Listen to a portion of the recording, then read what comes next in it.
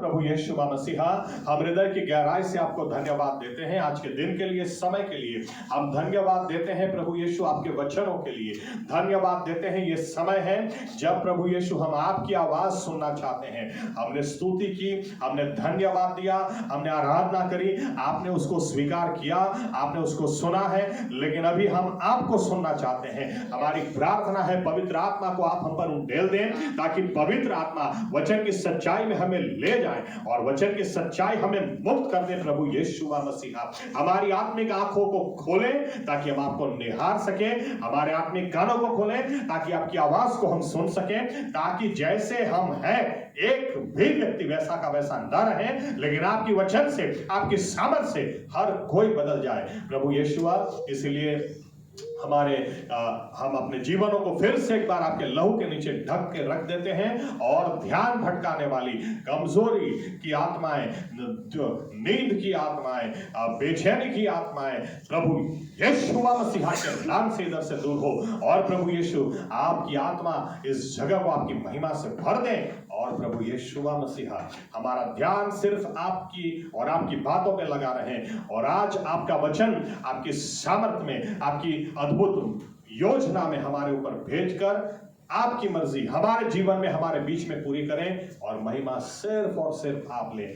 ये प्रार्थना प्रभु यीशु मसीहा के नाम से हम करते हैं, आमीन। धन्यवाद प्रभु यीशु। बैठ सकते अपनी जगह।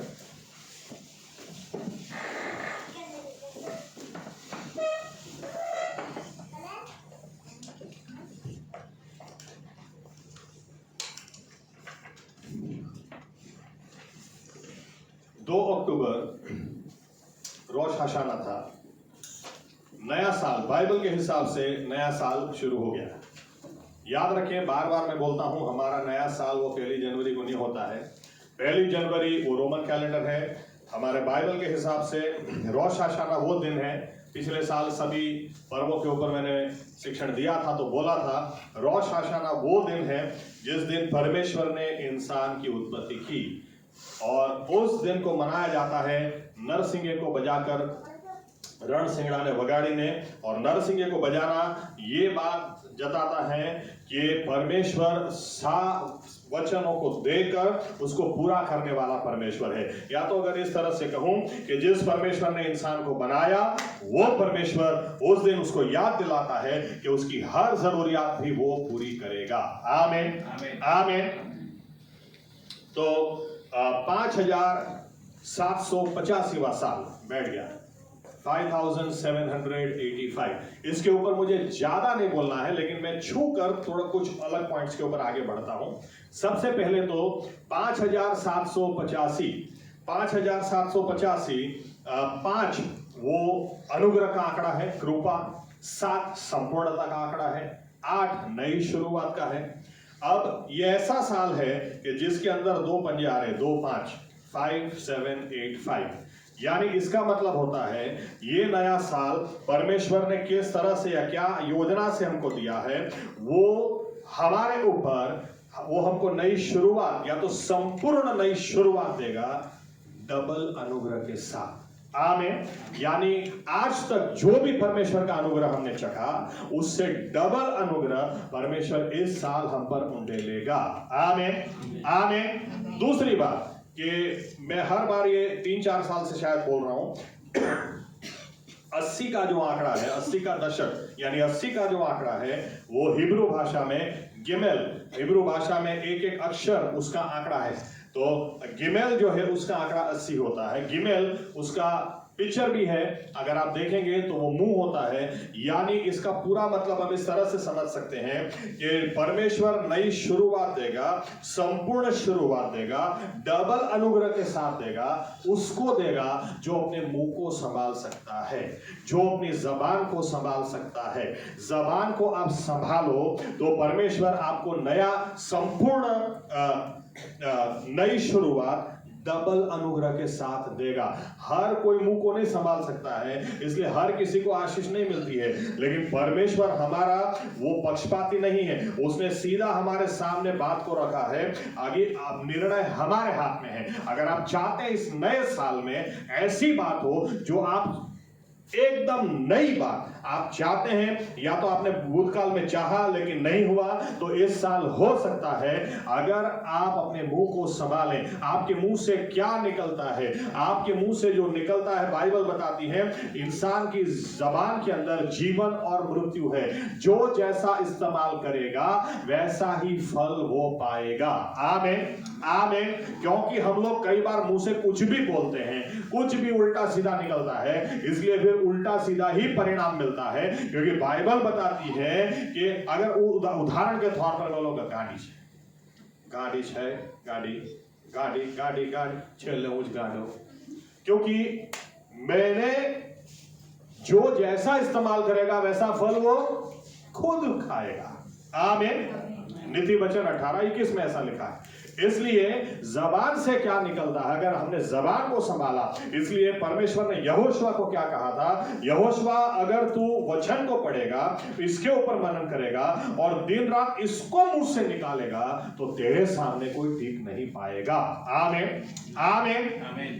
नया साल 2 अक्टूबर से शुरू हो चुका, और नया साल हम बहुत सीरियसली अगर ले लें, हमारी जबान को हम संभालें, हमारी जबान से क्या निकलता है, हमारे मुंह से क्या निकलता है, अगर इसका ध्यान हम रखेंगे तो परमेश्वर का वचन, या तो परमेश्वर ये 5785 आंकड़ा हमको यूं बोल जाता है कि डबल अनुग्रह के साथ संपूर्ण नई शुरुआत। यानी आज तक हमने सोचा भी ना हो क्या कुछ नया काम मेरे जीवन में हो सकता है, क्या अब हो सकता है, क्या नई शुरुआत मुझे मिल सकती है, तो ये नया साल वही हमको दिखाता है। आमीन आमीन।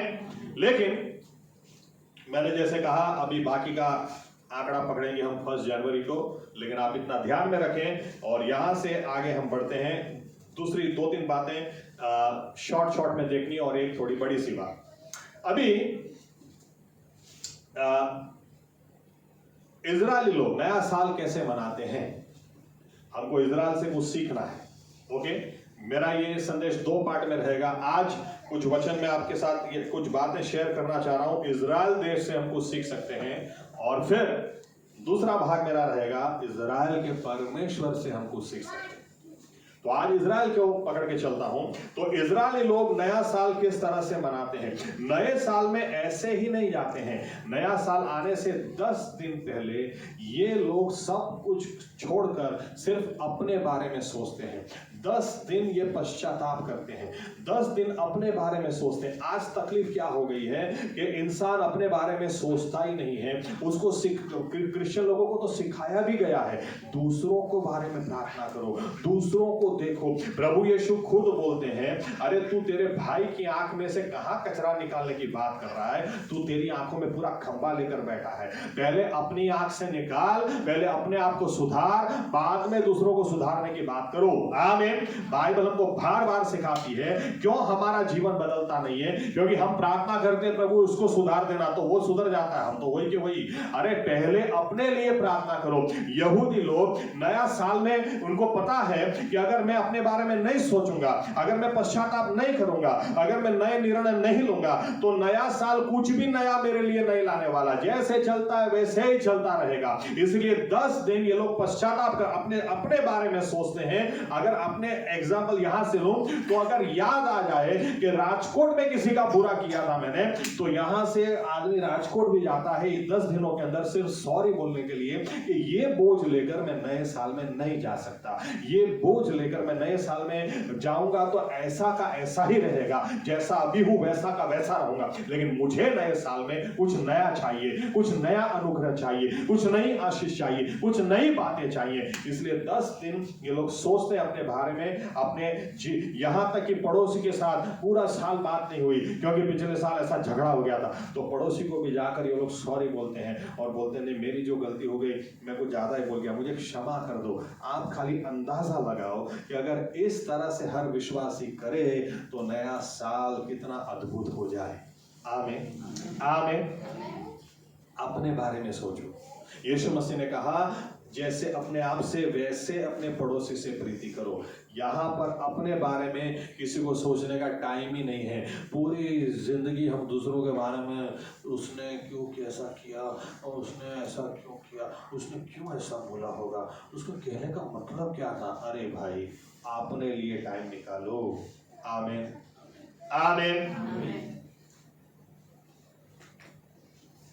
दूसरों के पीछे समय बर्बाद मत करो। बाइबल से हमको कुछ सीखना है, यहूदी लोगों से कुछ सीखना है, अपने बारे में सोचो। आमीन। ये तो कुछ छोटे छोटे पॉइंट्स में देता हूं, फिर एक बड़ा पॉइंट। दूसरा पॉइंट,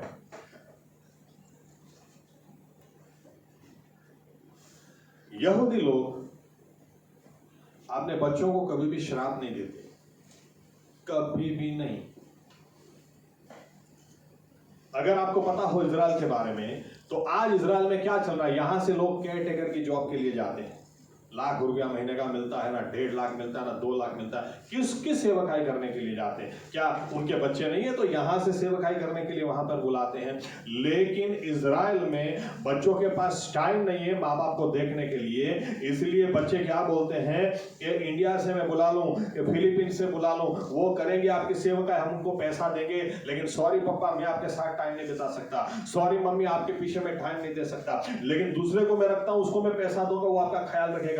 तो ये बूढ़ा बूढ़ी जो लोग हैं, चलने में भी इनको तकलीफ होती है, इसके बावजूद ये अपने बच्चों को श्राप नहीं देते हैं। इसके बावजूद भी जो लोग केयर टेकर है ना, उनसे आप मिलो तो पूछना, उनके सामने अपने बच्चों को फिर भी गाली नहीं देते हैं, फिर भी यूं नहीं बोलते हैं इस बच्चे को मैंने बड़ा किया, इसको मैंने ये किया, आज उसके पास टाइम नहीं मुझे देखने के लिए। नहीं, ये अपने बच्चों को गाली नहीं देते हैं, ये अपने बच्चों के लिए कुछ और करते हैं। वो मेरा लास्ट पॉइंट है।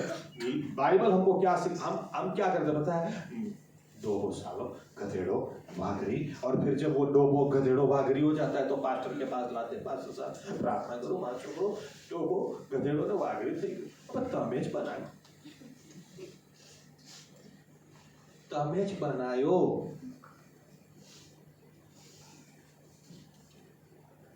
और इनको आश्चर्य होता है क्या डोबो केम नो થઈ ગયો, अरे तमेज बनायो भाई, आश्चर्य केम થાય तुमने?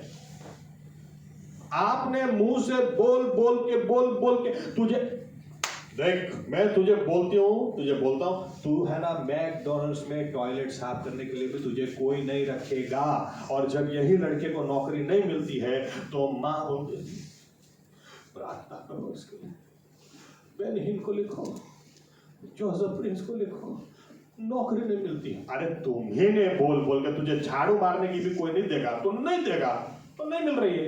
आमीन। और आश्चर्य भी होता है, मुझे ये बात का बहुत आश्चर्य होता है कि आपको आश्चर्य क्यों होता है। एनीवे, यहूदी लोग से और एक बात सीख सकते हैं, ये अपने बच्चों को हमेशा आशीष देते हैं, श्राप नहीं देते हैं। सीखना चाहिए। आमीन आमीन।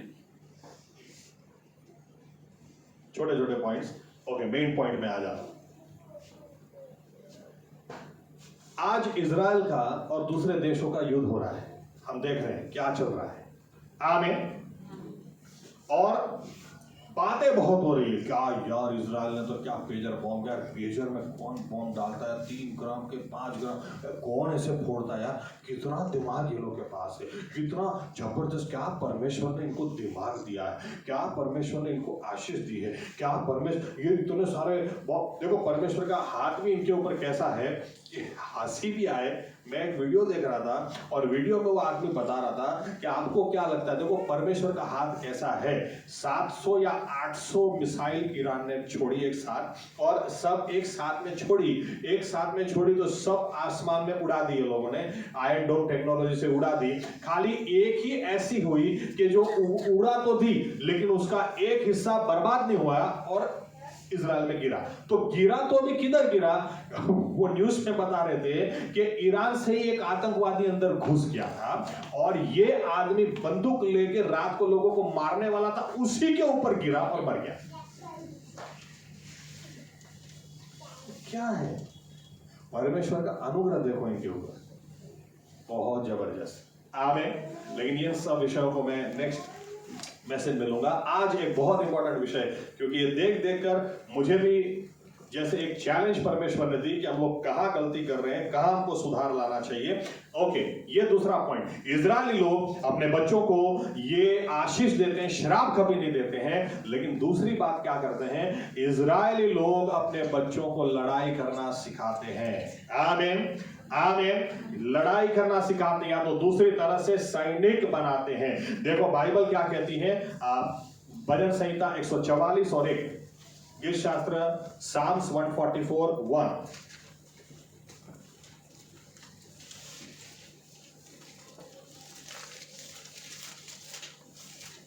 यहोवा मारो खड़क छे, तेने धन्य हो, તે મારા હાથને યુદ્ધ કરતા અને મારી આંગળીઓને લડતા શીખવે છે। धन्य हो उस परमेश्वर को जो मुझे लड़ाई करना सिखाता है। आमीन आमीन आमीन। याद रखना, हमने अपने बच्चों को लड़ाई करना सिखाया ही नहीं है।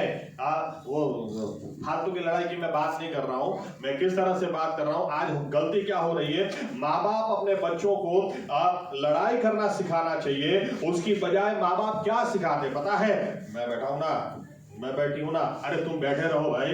लेकिन बाइबल में ऐसा नहीं है। आप कितना भी माँ बाप कितना भी कोशिश कर ले, आप कितना भी अच्छा शिक्षण बच्चों को दे दे, कितना भी अच्छे कपड़े दिला दे और बोले मैं बैठा हूं, बैठे चुप बेटा, चिंता ना करो, फोड़े रख दे। अरे तुम कितना भी कोशिश करो, फिर भी बच्चों के जीवन में ऐसी समस्या आने वाली है जिसके लिए आप कुछ नहीं कर पाओगे। आमीन। इजरायली लोग बहुत अच्छी तरह से इस बात को जानते थे। चलो बाइबल से आपको मैं दिखाता हूं परमेश्वर की क्या योजना है। न्यायी, जजेस, न्यायाधीश 3 अध्याय 1 और 2 आया।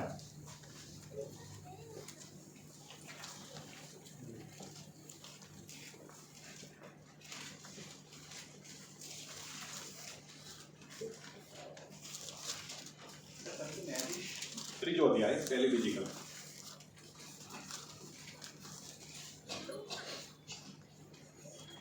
હવે ઇસ્રાયેલ પુત્રોની એટલે જેઓને કનાનની સાથે થયેલી સર્વ લડાઈઓનો અનુભવ થયો ન હતો તેઓની પરીક્ષા કરવાને અને ઇસ્રાયેલ પુત્રોની પેઢીઓ એટલે જેઓને અગાઉ યુદ્ધ વિશે કઈ માહિતી નહોતી તે માહિતગાર થઈને યુદ્ધ કળા શીખે।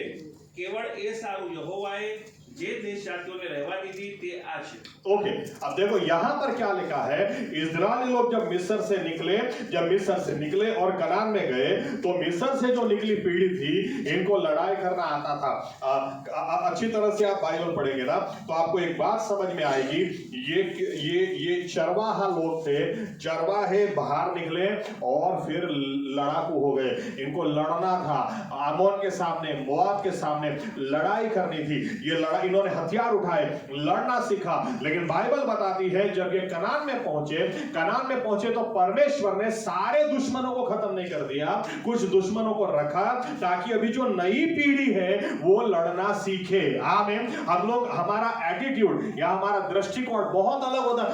क्यों बीमारी आती है, क्यों ये परेशानी आती है, हम लोग रोने बैठ जाते हैं। जबकि सही तरीका क्या होना चाहिए, अगर ये समस्या मेरे जीवन में आई है तो मुझे लड़ना सीखना है, इसीलिए परमेश्वर ने आने दिया है। लड़ाई करना सीखो।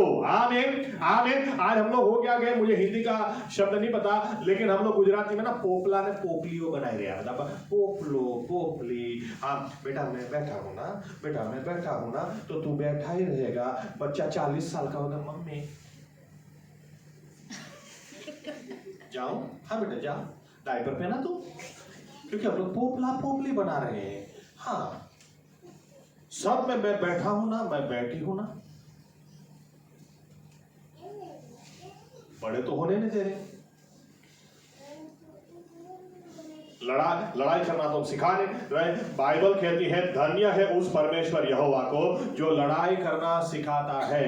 आमीन। यहां पर तो विश्वासियों को तो कैसा है, इधर चर्च में आते हैं तो इनको पता चलता है शैतान के सामने हमको लड़ाई करनी है, करते करते सोमवार तक इधर चालू हो जाते हैं, फिर वापस बोला इधर नहीं बे उधर गए, फिर वापस सोमवार आते। अरे क्या कर रहे हैं भाई, बड़े नहीं हो रहे, इनको लड़ाई करना आता नहीं, सीखता है। हर विश्वासी दूसरे विश्वासी के साथ लड़ा, एक पास्टर दूसरे पास्टर के साथ, और लड़के भी बोलते આપણું યુદ્ધ રક્ત અને માંસ સામે નથી। અલા તો તું ભૂતો સામે લડે છે, આ રક્ત અને માંસ જ છે ભાઈ। आमीन। क्योंकि लड़ाई करना सिखाया ही नहीं है, लड़ाई करना आता ही नहीं है। लड़ाई इसलिए किसके साथ लड़ाई करना वो भी समझ में नहीं आता है। हमारी जिंदगी बर्बाद करे ना। यही है जिंदगी बर्बाद कर देने। आजा, अरे इधर नहीं, फिर ओके इधर।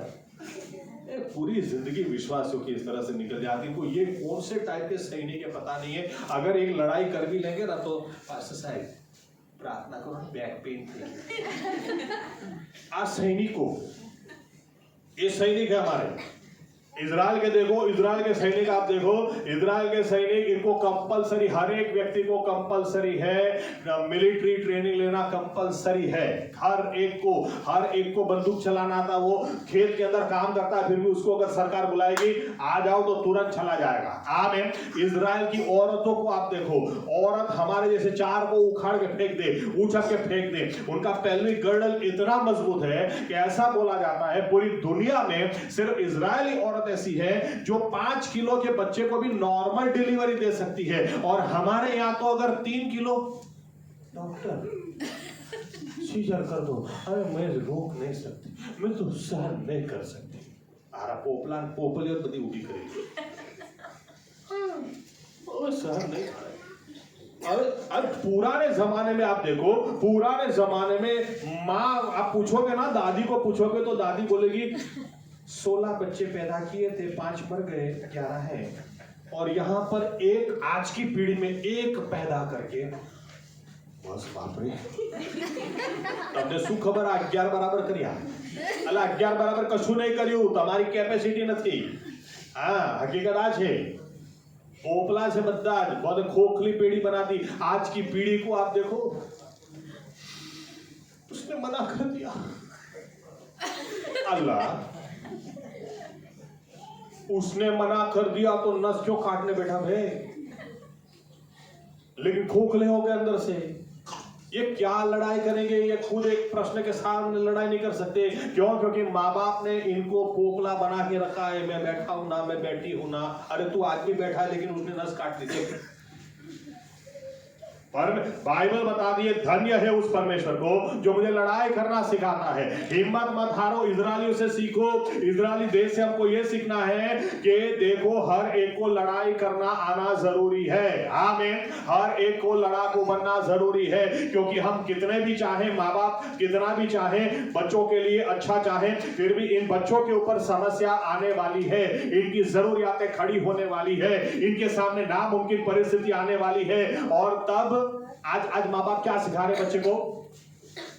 डांस इंडिया, डांस बेटा, तू भी कर डांस, वो भी। अभी जीवन में प्रश्न, शादी नहीं हो रही है, शादी नहीं हो रही तो कर डांस, हो जाएगी। होता है कि नहीं? देखो तुम्हारे डांस से शादी। क्या सिखा रहे हैं? फिर इनको समस्या आती तो खोखला, बद्दा खोखला। विश्वासी लोगों को आप देखो, ये कैसे सैनिक है। पौलुस तीमोथी को बोलता है जो सारा सैनिक, अच्छे सैनिक की तरह लड़ना।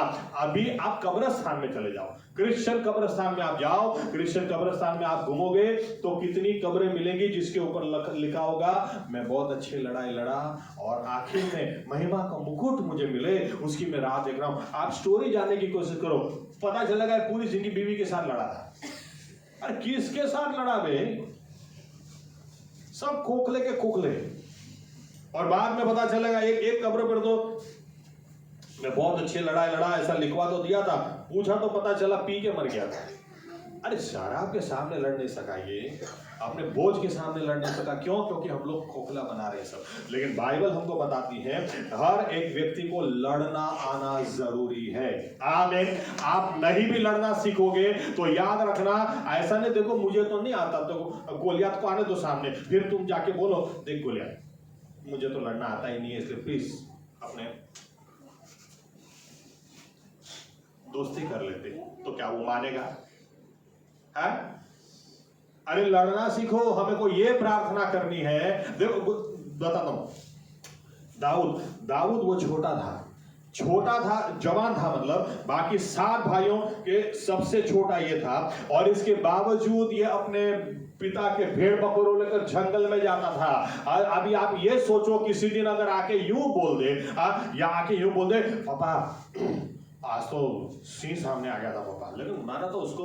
तो उस जमाने को देखो, आप उस जमाने को देखो, वहां पर ये सैनिक नहीं था, लेकिन फिर भी उसको लड़ना सिखाया था। वो गोफन चलाना किसने सिखाया था? उसको आपने सिखाया होगा। और यहाँ पर तो होते तो क्या, पापा आज तो गजब हो गया, मैं तो उस जगह गया ना तो पापा 2 कुत्ते मेरे पीछे दौड़े।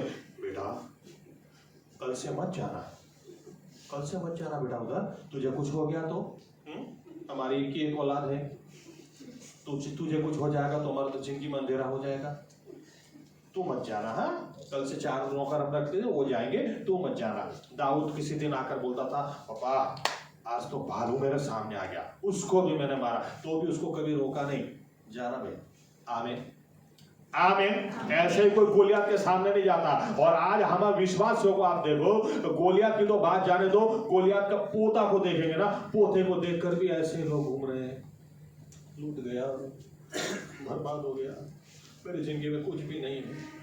क्या बताओ आपको, क्या पता गोलियत का पोता मुझे कितना परेशान कर रहा है।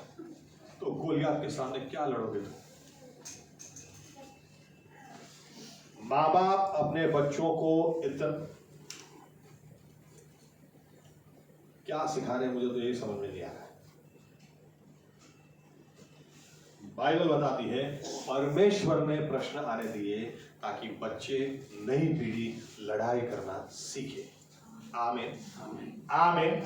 दाऊद लड़ाई करना सीखा था, इसीलिए गोलियत के सामने जाने से भी वो नहीं डरा। इसीलिए वो शाऊल को भी बोलता है, हाँ हथियार जरूर हमारे अलग हैं, हथियार जरूर अलग हैं, गोफन से ऐसे आदमी के सामने में कभी लड़ाई नहीं की है, लेकिन जिस यहोवा परमेश्वर ने मुझे सिंह और भालू मारने का अनुग्रह दिया, उसकी सहायता से इसको भी मैं मारूंगा।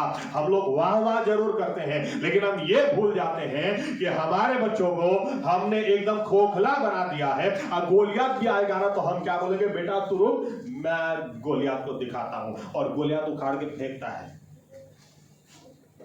हमारे गोलियत के सामने नहीं चलता, हमारे बच्चों का कहां से चलेगा? कौन सी पीढ़ी हम तैयार कर रहे हैं, क्या हम तैयार करें? आप बाइबल अच्छी तरह से पढ़ें, बाइबल हमको सिखाती है परमेश्वर के सैन्य उद्धार पाने का मतलब है परमेश्वर की सेना में एक सैनिक होना, क्योंकि बाइबल के परमेश्वर के बहुत अलग अलग नाम है, उसमें से एक नाम वो सेनाओं का यहोवा है।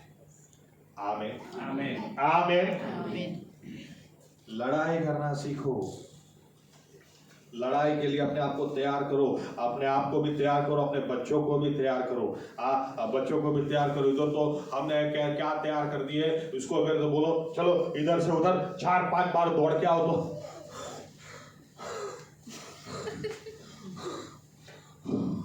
ओ बाबा मारना कैसे दौड़ा, कुछ भी नहीं, मतलब कुछ है ही नहीं। आप मशीन गन उठा के देखो एक बार, तो सही में मशीन गन भी उठा दे सकते, आपको काम नहीं है। और इजराइल में आप देखो औरतें घुमा के उठा के घूमती है, ऐसे कौन है आ जाओ, छोड़ेंगे नहीं। क्यों? ट्रेनिंग की है अपने देश के लिए। आमीन। देश के लिए हम खड़े रहेंगे, देश के लिए। अभी बीच में जोएन को मैप में दिखाया, मैप में इजराइल किधर है, हमारे प्रेयर रूम के अंदर पूरे दुनिया का नक्शा लगा के रखा है, और पूरे दुनिया के नक्शे में जब जोएन को दिखाया कि ये इजराइल है, तो बोलते आटलू नानो तो अभी कोई चाल तो नहीं, क्या लागनारा जवाई। आमीन आमीन। और हम लोग एकदम ठंडा का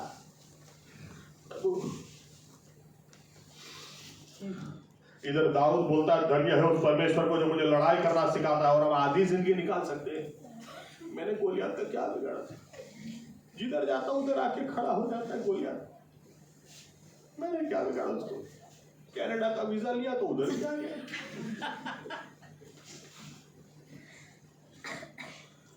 सही में क्या मैं जब ये युद्ध को देखता हूं तो मैं ये देखता हूं कि क्या पीढ़ी तैयार की। 1948 में ये लोग आजाद हुए तो वही पीढ़ी अभी जिंदा है क्या? नहीं नहीं, उसके बाद एक गई, दूसरी गई, इधर 16 16 18 18 20 20 साल के जवान भी तैयार है। हमारे देश को आंख तो ऊंची करके देखो, हमारे बंधकों को नहीं छोड़ोगे। आपको पता है लास्ट अक्टूबर 7 को ये लोग कुछ बंधकों को ले गए, कितने लोगों को मारा। उसके बाद एक साल से कंटिन्यूअस लड़ाई चल रही है। एक साल से दूसरा कोई देश होना तो इसकी इकोनॉमी खत्म हो जाए, लेकिन आज भी ये लोग बोलते हैं अरे इतना लड़ना पड़े लड़ेंगे। ऊपर से बोलते हैं, बेरूत को बोलते हैं गाजा को देख लो, ऐसी हालत तुम्हारी भी बना देंगे, लेकिन हम रुकेंगे नहीं। हमारे एक व्यक्ति, मुझे आज याद है 2001 या 2 में शायद, जब एरियल शरोन वो इजराइल के प्राइम मिनिस्टर थे, तब उन्होंने कहा था कि हमारे एक आदमी को तुम मारोगे ना, हम तुमको घर में घुस के मारेंगे। एक आदमी को भी हाथ लगाया, क्योंकि हमारा खून है, पानी नहीं है। अगर उसको पानी की तरफ बहाया, घर में घुस के मारेंगे। मेरा कहने का मतलब, इनका जुस्सा आप देखो, इनका एटीट्यूड आप देखो, और हम विश्वासी देखो, हमारे ही भाई बहन बंधन में है। कोई नशा कर रहा है, कोई व्यभिचार में है, किसी को नौकरी नहीं है, किसी को कर्जा है, किसी को ये समस्या ना वो समस्या। हम लोग आराम से बैठे हैं। हमारे पास भी ये एटीट्यूड होना चाहिए कि अगर मेरे भाई को हाथ लगा। मुझे रायनार्ड बोंके का एक वाक्य याद आता है।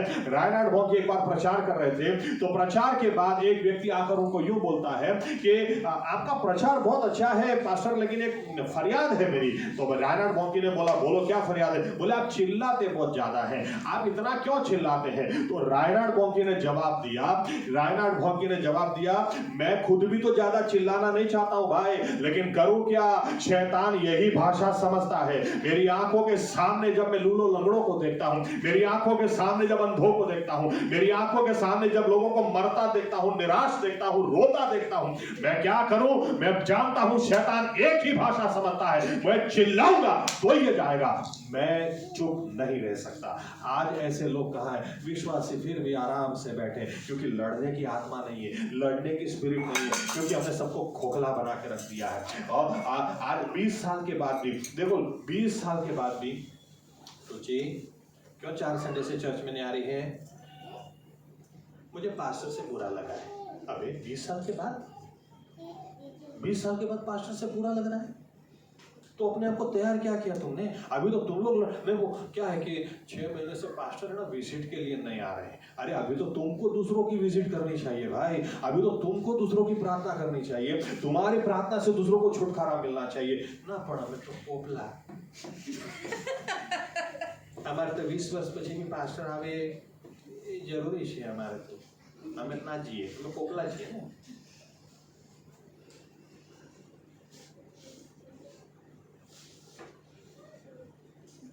अपने आप को थोड़ा सा ढंढोले हम, क्योंकि प्रभु यीशु ने उसके राज में हमको सैनिक की तरह चुना है। आमीन आमीन। और हम जिस लड़ाई में हैं ये आत्मिक लड़ाई है। ओके, इसलिए मैं यूं कहूं, हमारे बच्चों को हम सिखाएं, पहले तो हम भी तो सीखें कि लड़ाई किस तरह से की जाती है। लड़ाई करने का हथियार परमेश्वर का वचन है। ये लड़ाई हम बच्चों को सिखाएं, बाइबल पढ़ना सिखाएं, प्रार्थना करना सिखाएं। जब बाइबल पढ़ना नहीं आता, प्रार्थना करना नहीं आता, इनको डांस करना आता है। माँ बाप सिखाते डांस करना, डांस करना। डांस करने से तुम्हारा कौन सी समस्या निकल जाने वाली है? जाओ डॉक्टर के पास जाओ, तो डॉक्टर खड़ा होकर तुम्हारे सामने डांस करता है, हो गया सॉल्व, जाओ। अरे कौन सा डांस करने से प्रॉब्लम सॉल्व होता है तुम्हारा? खोखले सब।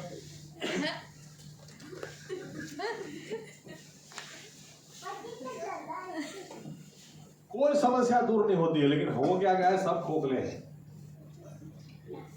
टिकटॉक पे वीडियो टिकटॉक पे वीडियो देख के इनको यही समझने लगे इनका पूरा लाइफ टिकटॉक हो गया है।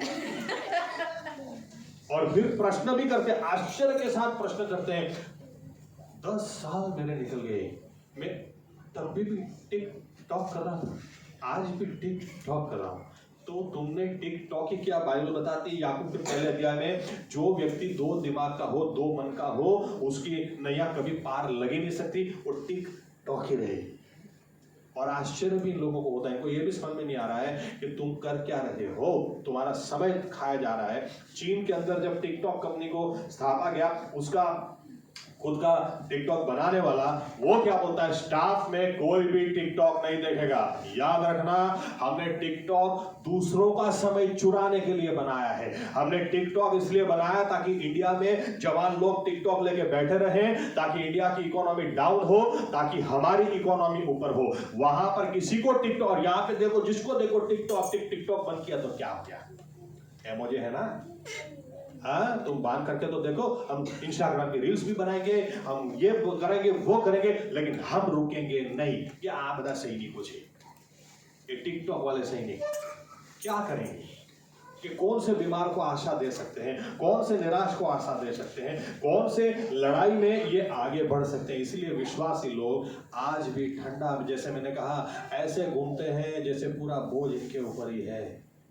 इतने निराश, इतने हताश, क्योंकि लड़ना सीखा ही नहीं है। हम भी सीखें, बाइबल अच्छी तरह से पढ़ना सीखें, ताकि यीशु मसीह की तरह जब शैतान आएगा तो उसके सामने लड़ाई किस तरह से करें, वचन के साथ में करें। आमीन। वचन के साथ लड़ाई करना सीखो, प्रार्थना करना सीखो, उपवास करना सीखो, आत्मिक हथियारों को सजो और इस तरह से अपने आप को तैयार करो ताकि आप लड़ाई करना सीखो और अपने बच्चों को भी लड़ाई करना सिखाओ। आमीन, आमीन। हो क्या गया आज, पता है क्या हो गया? बच्चों को भी किस तरह से माँ बाप बिगाड़ रहे हैं। बच्चों को तो ऐसा लगता है हम राजमहल में पैदा हुए हैं, सोने के रास्ते पे, स्वर्ग में। पापा आप जाओगे तो चलना, मेरे लिए तो इधर ही सोने का रास्ता आपने दिया है। इनको कोई तकलीफ नहीं, मैं हूं ना, कोई समझ, मैं हूं ना। हम लोग क्या सोचते हैं, मैं जब कॉलेज जाता था छोटा, उस जमाने में फाटली चड्डी पहनता था, तो मेरे बच्चों को मैं सूट पहना कर भेजूंगा। क्यों भेजोगे भाई, क्यों भेजोगे? आईफोन जिसने ढूंढा, जिसने आईफोन ब्रांड स्थापित की, उसके बारे में उसके बारे में पेपर में आता था, उसके खुद की बच्ची 11th-12th स्टैंडर्ड में, उसको आईफोन नहीं दिया था। क्या जरूरत है आईफोन की? तुमको क्या जरूरत है? कौन सा तुम्हारा काम रुक जाएगा? तुमको कहां आईफोन की जरूरत है भाई? खुद कमाओ। जगदीश भाई ने मुझे एक केस बताया था, जब नडियाद में गए थे, वो उस वक्त सोहन अंकल को जब दाखिल किया था, 40-40 हजार के इंजेक्शन 28-28 हजार में एक जगह से पहचान से मिले थे, तो बाद में वो नडियाद उनको धन्यवाद देने के लिए गए, तो इन्होंने मुझे बताया करोड़पति आदमी, बोले मैं सोच भी नहीं सकता कि नडियाद में किसी का इतना बड़ा बंगला, इतना बड़ा आदमी हो सकता है। ज्यादातर गुजरात की जितनी भी हॉस्पिटल्स हैं, उनके अंदर जो फार्मेसी होती है उसके साथ उनका इनका टाइप है, उन्हीं की फार्मेसी। इतना बड़ा आदमी, लेकिन मुझे बता रहे थे कि जाकर बैठे तो एकदम सिंपल से कपड़े में आए, और हमारे पास तो थोड़ा भी आ जाए ना तो लगना चाहिए बाबू। सिंपल से कपड़े में आके बैठे, और फिर क्या बोलते हैं, देखो ये टेबल है, इधर लैपटॉप रखा है, ये मेरी बेटी का पढ़ने की जगह है। बेडरूम नहीं, बेडरूम तो सोने के लिए होता है, इधर पढ़ने का। पूरे घर में सबके सामने पता तो चलेगा पढ़ रहे हैं कि कुछ और कर रहे हैं। ABCD वाला फोन लाके दिया है, करोड़पति आदमी ABCD वाला फोन अभी लाके दिया है। कॉलेज में जाएगी तो उसको 10,000 वाला स्मार्टफोन में लाके दूंगा, लाख रुपए वाला उसको जिस दिन चाहिए, खुद कमाए खुद आए, मैं क्यों दूं भाई? फिर हमको आश्चर्य होता है कि ऐसे लोगों के बच्चे क्यों इतने आगे बढ़ते हैं, क्योंकि उनको सिखाया जाता है। और हम लोग क्या करते हैं, बेटा मैं 10,000 का फोन यूज करूंगा, तो 1.5 लाख का आईफोन इस्तेमाल कर। तो अभी से उसको 1.5 लाख का दे रहे आईफोन, उसको क्या कीमत होगी? उसको पैसे की कीमत कहां से होगी? आज कितने बच्चे थाली में खाना भी बिगाड़ते हैं क्योंकि उनको खाने की वैल्यू नहीं। पैसा किधर से आता है उनको कहां पता है, उनको पता ही नहीं है। खाना ऐसे फेंक देते। कितने घरों में मैं देखता हूँ, बड़ा सा पिज्जा मंगवाएंगे, फिर 2 पीस खाएंगे, बाकी का डस्टबिन में डालते हैं। इनको वैल्यू नहीं है, पैसा सिखाया ही नहीं, क्योंकि 10 रुपये मांगे इनको 100 दिया है। केक भी बना के लगा दे, मुझे तो बहुत चिढ़ आती है जब केक बनाकर किसी के मुंह पे लगाते। अरे बाहर लोगों के पास खाना नहीं है, कितने लोग ऐसे ही सोते हैं, खाना नहीं है लोगों के पास। आप कहा कि किसी के मुंह पर लगा दो, खाना नहीं है, हमको मिलता है तो प्रभु यीशु को धन्यवाद, लेकिन हम नहीं सिखाएंगे तो कौन सिखाएगा? और फिर हम चाहते हैं हमारा बच्चा जीवन में बहुत आगे बढ़े, हमारा बच्चा लड़ाकू हो, हमारा बच्चा परमेश्वर के लिए खड़ा रहे। अरे कहाँ खड़ा रहे? आप भी उसको खड़ा नहीं करने दे रहे, क्योंकि आप खुद भी नहीं खड़े, तो कहां से खड़ा होगा?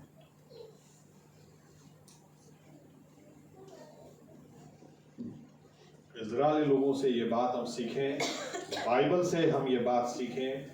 बाइबल हमको बताती है धन्य है उस परमेश्वर को जो मुझे लड़ना सिखाता है। आज सामने कैसे भी अगर कोई बीमारी आई तो आप ये मत सोचो क्यों मेरे ऊपर ये बीमारी आई। आप प्रार्थना करो, प्रभु मुझे लड़ना सिखा, ताकि तेरी सहायता से इस बीमारी को हरा कर कुचल कर मैं उस पार निकल आऊं, ताकि लोगों को पता चले मेरा परमेश्वर। दाऊद ने क्या बोला? तू मुझे नहीं, मैं तुझे मारूंगा, ताकि लोगों को पता चले आज भी इजराइल में यहोवा ही परमेश्वर है। आमीन आमीन। आपके ऊपर मेरे ऊपर कोई भी समस्या है, हमको प्रार्थना करनी। आज के बाद अपने दिमाग में बिठा ले, हमको ये प्रार्थना नहीं करनी प्रभु क्यों। बाइबल बताती है पर्वत के सामने प्रार्थना मत करो। अगर तू पर्वत को कहेगा कि उखड़ जा और समुद्र में चला जा तो चला जाएगा, लेकिन हम तो पर्वत के आगे उपवास करते हैं, प्रार्थना करते हैं। लेकिन हमको ये आज सीख लेना है कि मैं आज से मेरी प्रार्थना को बदल दूंगा। प्रभु मुझे लड़ाई करना सिखा, मैं किसी को माफ नहीं कर पाता हूं, मैं पुरानी बातें भूल नहीं पाता हूं। प्रभु मुझे लड़ना सिखा, ताकि इस कड़वाहट से मैं बाहर आऊं, ताकि इस बंधन से मैं बाहर आऊं। मुझे लड़ाई करना सिखाओ प्रभु, ताकि मैं अच्छा लड़ने वाला बनूं, आपके राज्य में अच्छा सैनिक बनूं। आमीन आमीन। क्योंकि शैतान को पता है आज क्रिश्चियन लोगों को कितना ही वो परेशान करे, लोग उसके सामने लड़ने की बजाय प्रभु, अरे क्या प्रभु आपको क्या लगता है?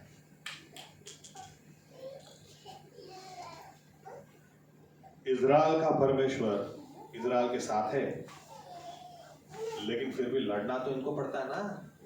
आमीन। आपको लगता है इन्होंने प्रार्थना की होगी, चलो हम उपवास प्रार्थना करें प्रभु, वो 5000 पेजर आ रहे हैं, उनके अंदर 3-3 ग्राम का बम बिठा दो और हम प्रार्थना करेंगे दोबारा, तब आप फोड़ देना प्रभु। ऐसे नहीं होता, आपको करना पड़ता है। आमीन आमीन। आपको होशियारी लगानी पड़ती है, आपको दिमाग लगाना पड़ता है, हमको सीखना पड़ेगा लड़ाई किस तरह से करनी है, वचन को अच्छी तरह से समझना है, बच्चों को भी समझाना है, ताकि आज नहीं तो कल ये बच्चे भी बाइबल लेकर बैठेंगे तो ये भी बोलेंगे आज परमेश्वर ने मेरे साथ बात की, पापा आज बात की, मम्मी आज परमेश्वर की आवाज़ मैंने सुनी, आज मैंने उपवास रखा है, आज मुझे उसकी हजूरी में बैठना पापा, आज मुझे उसकी आवाज़ चाहिए, आज मुझे उसका स्पर्श चाहिए। ओके, ऑल द बेस्ट बेटा। हमको ये सिखाना है ताकि हमारे बच्चे वो अच्छे आत्मिक सैनिक तैयार हो। आमीन आमीन आमीन आमीन। इजरायली लोगों से ये बात हम सीखें। बाइबल हमको इसलिए बताती है हम कितना भी कोशिश कर लेंगे, हमारे बच्चों के जीवन में समस्या आने ही वाली है, आएगी ही। तो बाइबल कहती है ये समस्या इसलिए नहीं आई है ताकि ये लोग की कुछ गलती है, इसलिए आई है ताकि इस पीढ़ी को लड़ना सिखाना है। आमीन आमीन। हमारा एटीट्यूड आज के बाद हम बदल दें, हमारा दृष्टिकोण आज के बाद हम बदल दें। हमारी भी प्रार्थना ये हो कि प्रभु मुझे लड़ना सिखाओ, प्रभु मुझे लड़ना सिखाओ, कौन मेरा दुश्मन है मुझे सिखाओ, अच्छी तरह से सिखाओ और उसके सामने अच्छी तरह से लड़ना सिखाओ। बाइबल कहती है याकूब 4 और 7, पहले परमेश्वर को अधीन हो जाओ, फिर शैतान के सामना करो, वो भागेगा।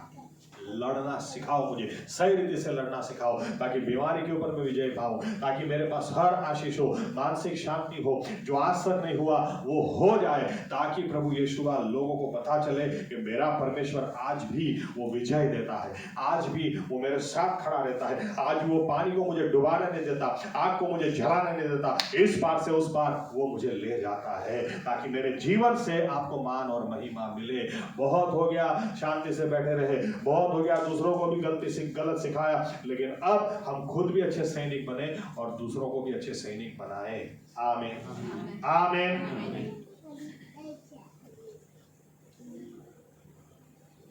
दुष्ट आत्मा निकालने जब शुरू में मैं जाता था, बाद में समझ में आया जेपी साहब बहाना निकाल देते, अरे यार आज मैं आ ही नहीं सकता, तू एक काम कर, तू जा और किसी को साथ में ले जा, लेकिन मुझे काम है, अमेरिका जाना है, पैकिंग बहुत है, तू जा। बाद में समझ में आया वो चाहते थे कि हम सीखें, इसलिए हमको भेजा, नहीं तो हमारे तो उस पर एक ही नजर थी, बस पास्टर साहब होंगे तो वो होंगे तो वो होंगे तो हमारी ताकत डबल हो जाती थी। ये सोना लंबा, और जब वो ना हो तो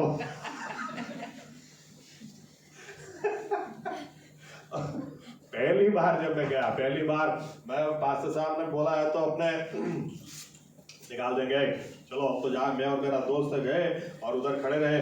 जेपी साहब ने बोला था वडील को भेजता हूं मैं, लेकिन वो आए नहीं आए, लेकिन एक्साइटमेंट इतना था कि अभी कहाँ किसी की जरूरत है, जो मुझ में है संसार में उससे बड़ा है।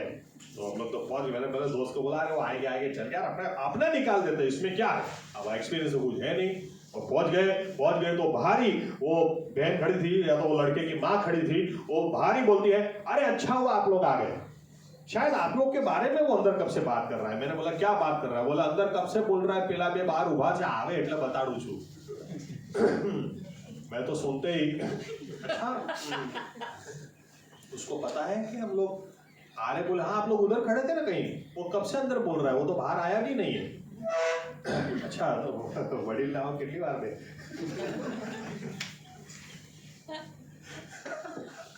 उतना ही नहीं, अब करे तो क्या, आप मैदान में आ गए हैं। तो मैंने बोला क्या होता क्या है उसको, क्या करता है? बोलती क्या पता, उतना जबरदस्त कुछ स्पिरिट है उसके अंदर, आत्मा है। और बाजू में हमारा पड़ोसी इतना मोटा है, वो बाहर खटिया पे सो रहा था, रात को ऐसे पकड़ के पूरी खटिया के साथ उसको ऊपर कर दिया। अभी आप मेरी हालत सोचो, फर्स्ट एक्सपीरियंस, पहला अनुभव। फिर भी अभी हिम्मत तो रखे, कोई बात नहीं, अंदर तो क्या क्या हो रहा है लेकिन चेहरे पे ना दिखे इसकी कोशिश कर रहे हैं। गए अंदर, मैंने कहा चलो चिंता मत करो आप, प्रभु यीशु आज बड़ा काम करेंगे। अंदर जाके बैठे, और जब जाके बैठे मेरा दोस्त इधर बाजू में और वो आदमी सामने नीचे बैठा है, मुझे ही देख रहा है और बोलता है तुझे मैं छोड़ूंगा नहीं। तो बोला यार तो मुझे ही देख रहा है बे, ऐसे ऐसे करके ऐसे देखो तो तुझे मैं छोड़ूंगा।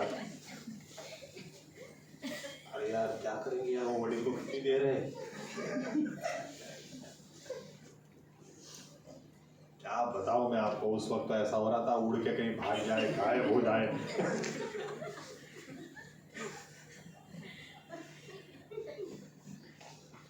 अब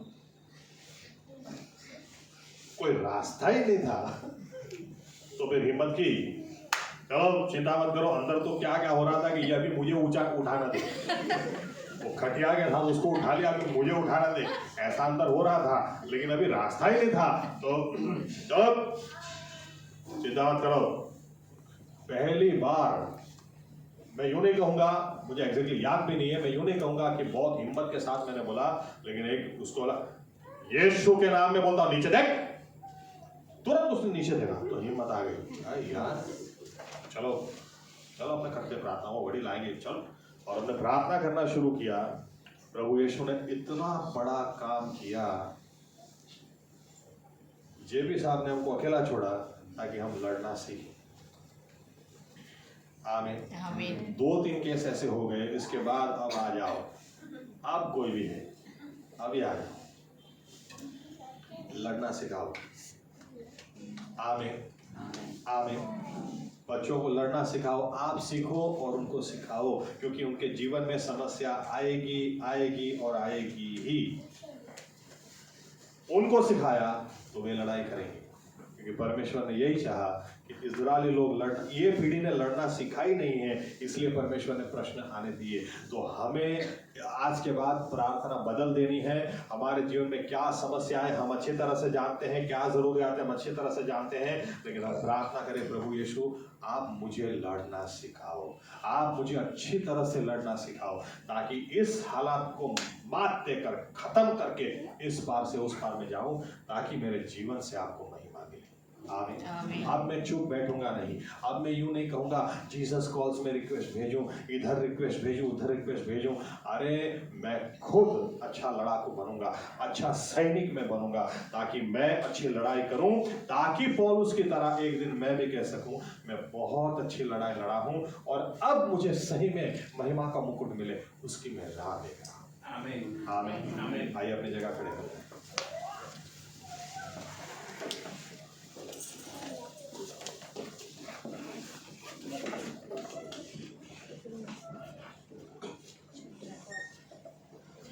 धन्यवाद प्रभु Yeshu Masih. Thank you God, thank you यीशु।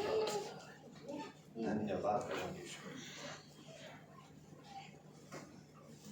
प्रभु यीशु मसीह, हमने बार बार प्रश्न किया, क्यों हमारे जीवन में गोलियात आ जाते हैं, क्यों हमारे जीवन में बड़ी बड़ी समस्याएं आ जाती हैं, लेकिन आज आपने, और ऐसा करने से न हमारा विश्वास बढ़ा है, न हमारे हालात बदले हैं, लेकिन आज आपने हमें सही दृष्टिकोण दिखाया है, आपके वचनों से दिखाया है कि प्रभु यीशु मसीह हमें लड़ना सीखना है। समस्या तो आएंगी ही, लेकिन हमें लड़ना सीखना है। यीशु मसीह, आप जब इंसान के रूप में थे, आप प्रभु यीशु उपवास प्रार्थना करने के लिए रेगिस्तान में चले गए, तो वहां पर भी शैतान आ गया और वहां पर से आपने उसको भगाया। तो लिखा है कुछ क्षणों के लिए वो गया, यानी वो वापस आने वाला था। शैतान आएगा ही, परीक्षण आएंगे ही। हम आज के बाद ये प्रश्न नहीं करेंगे क्यों ऐसा हो रहा, लेकिन हम ये प्रार्थना करेंगे कि मुझे तैयार करो, मुझे लड़ना सिखाओ प्रभु यीशु मसीहा, मुझे लड़ना सिखाओ, वचन के द्वारा मुझे तैयार करो, प्रार्थना करना मुझे सिखाओ, वचन समझना मुझे सिखाओ, ताकि मैं प्रभु यीशु इन वचनों के आधारित, प्रार्थना के आधारित शैतान को मात देता जाऊं। मेरे जीवन में जितने भी गोलियात हैं उसको गिराता चला जाऊं, उसको हराता चला जाऊं, ताकि प्रभु यीशु मसीहा जो हालात अभी तक मुझे लगता था मुझे खाने आ गए, मुझे खत्म करने आ गए, आज के बाद मैं उनसे दाऊद की तरह कहूंगा, आज तू मुझे नहीं, आज मैं तुझे मारूंगा, ताकि लोगों को पता चले यहोवा परमेश्वर, इस्राएल का परमेश्वर, इब्राहिम, इसहाक और याकूब का परमेश्वर आज भी जिंदा परमेश्वर है, आज भी वो विजय देने वाला परमेश्वर है, आज भी छुटकारा देने वाला, आज भी चंगाई देने वाला, आज भी आशीष देने वाला, आज भी मृत्यु को पुनरुत्थान में बदल देने वाला, आज भी जहां आस न हो वहां नहीं आस देने वाला परमेश्वर है। कल, आज और युगानुयुग वैसा का वैसा परमेश्वर है।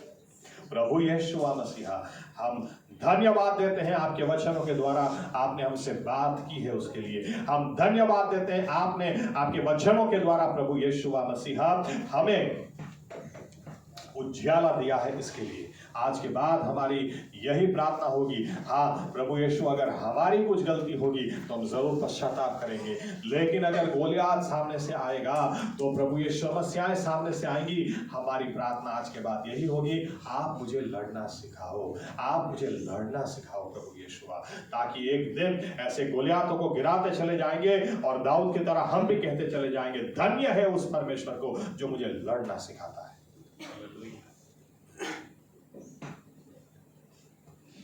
ये एटीट्यूड के साथ, इस दृष्टिकोण के साथ हम आगे बढ़ते चले जाएं। प्रभु यीशु अनुग्रह हमें दे, ताकि हम भी अच्छी लड़ाई करना सीखें, अपने बच्चों को भी अच्छी लड़ाई करना सिखाएं प्रभु यीशु।